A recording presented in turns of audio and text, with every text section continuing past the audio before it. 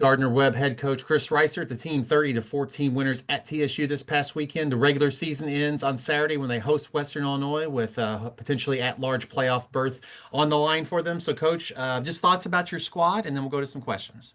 Yeah, proud of the way our guys played, on Saturday. I thought we played a 60-minute game. Was proud of our defense, got four takeaways and had two fourth down stops, which were really, really pivotal. Thought our offense played, well enough to put ourselves in a really good situation. And we knew we wanted to control the line of scrimmage and win the turnover margin. We did both. And so that was really, really pivotal. Cool place to play, awesome to play in the Titan Stadium. That was a great experience. And hats off Tennessee State. They do a lot of really, really good things to challenge you and make it hard on you. And so it was a really I thought well coached and hard fought game, and looking forward to this week, with our last opportunity and a great opportunity to honor the seniors and certainly in the regular season. Thanks, Coach. We'll go to some questions. Jacob, I know you're with us. If you want to go ahead, ask what you got. All right, Coach, can you hear me? I got you. Hey, Jacob. Hey, just talk a little bit more about Senior Day. It's not only a special day for the players that have been at Gardner-Webb for a while, but the players that came with you from Tiffin. So just talk about, trying what this group of seniors has meant to you at both places, and then how are you going to try to send them out with a victory? Yeah, it'd certainly be a bittersweet day, right? You have a group of guys that have been with you for a while, whether it's guys that have been with us just from our time at Gardner-Webb, or Anthony Lowe and Robert Holtz and Antonio O'Berry. I mean, they've been with me 5-6 years. I mean, that they're family, to us, to my wife and my kids. And so some of the relationships transcend football, and so it'll be more really, really proud of the journey that they've gone on and how they've grown as men and how they've grown as leaders and grown in faith and certainly as football players. But I think our senior class is a really talented group of people who happen to be good at football. And I think when you have a group like that, one, they're fun to coach. Two, you're proud to get to coach them because they do the right things on and off the field, and they represent our university well. They represent our program well. They represent me and my family well. And those are the guys that you're indebted to. And so it's a day about them. It's a day about, I hope, growth within our program. We need to continue to get better. And that's been our chase all year, is we've got so much more to prove as a group, and we're running out of time in the regular season to be able to do that. But we got to keep chasing that growth, that Kaizen, and we understand we got a lot more to prove against a really good Western Illinois football team. Speaking about Western Illinois, they seem to have improved greatly throughout the season and playing a lot better than their record shows, especially the last couple of weeks. So what makes them dangerous? Yeah, they are dangerous. I think they're a really good football team. They've been on the other side of some really, really tight football games against really good teams, and offensively, I think they do an awesome job schematically. They put constant stress and pressure on you, by the way that they call plays, by the way, schematically, they kind of move things around formationally. They move you around. Been really impressed with that. They've got talent as well. Three is a really, really good wide receiver. The back six is a really good player. Their offensive line's playing better than they have all year, and they're really starting to come together. Credit to their line coach, and the quarterback's playing really well. True freshman, but talented kid, does some really good stuff. Defensively, I think they've got a linebacker, number 3, that's one of the better kids in the conference, really, at any position. He's a really, really good player.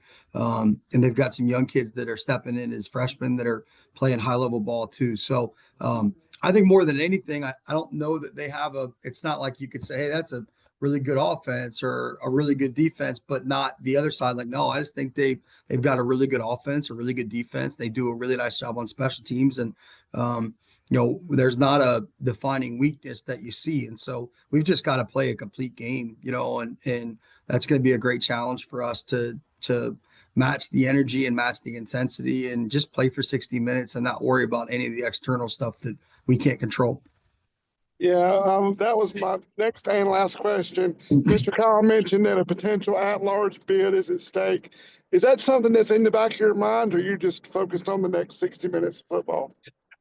Jacob, I'm focused on the next 10 minutes of my day, and so I try not to look too far ahead. We try not to get too inundated with stuff that we can't control. I think maturity is being able to focus on what you need to focus on it when you need to focus on it. So right now we've got to be a mature football team, and we just got to lock in on our process of preparation.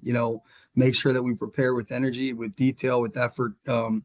And certainly that'll prepare us to go play a good football game on Saturday. And however it happens after that point, right? The chips are going to fall as the chips are going to fall. That's in God's hands. And we just got to do the work right now. So we got to do the work, got to stay present, got to be in the moment. And I'll say this, it's cool that's a question you have to ask, right? And so I'm really, really excited that our program is at that point. And I hope that we can continue to sustain as we evolve, over the years. And so that's a really important thing. But for this team, we got to be in the now, in the moment. All right, Coach. Thank you. That's all from me. Thanks, Jacob. Appreciate you. Just to play off that, coach, at the same time, you all have had a good season, and there are things to play for. And then, Yeah. some teams entering this week, don't have a record like you have. So how's it feel good, like the sort of the plan this year that, where you are at the end of the season? Yeah, I mean, I'm proud of our players and proud of our coaches. I mean, the amount of work that they've put in, the amount of sacrifice that they've made, the amount of details and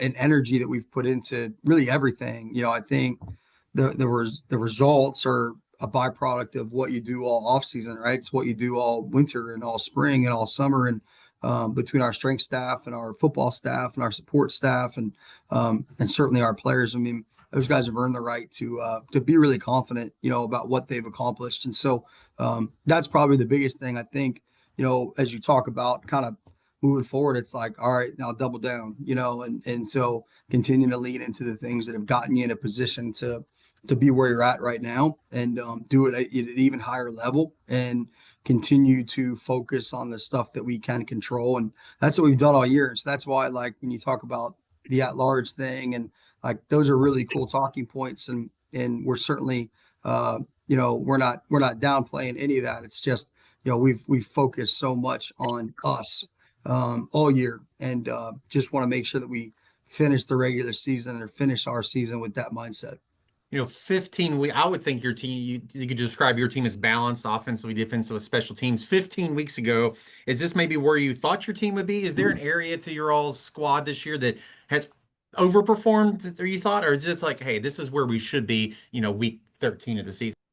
Yeah. To be honest, I thought we had a good football team. We really kind of felt like we did. Felt like we had a tremendous offseason, and we were really optimistic going into week 1 at Western Carolina, that we were going to play good ball. And so obviously, much to our demise, being down 35-7 at Western Carolina, I'm like, well, I guess I read that wrong, right? And so but we figured that one out and found a way to win 52-45 or whatever, and that kind of validated that, all right, we're on the right track here. And then it was just about, hey man, buckle down, like, process and just be where our feet are, right? Don't look too far ahead, because one of the things in college football, I think, is like, everybody's always excited about what's next, and it's like, well, the joy is in the journey, man. The joy is in the meetings and the practices in the locker room after a win, and on a Sunday meeting, hooting and hollering and having fun, and then just like in the small interactions, right? Being able to help guys grow and learn and become better versions of them, and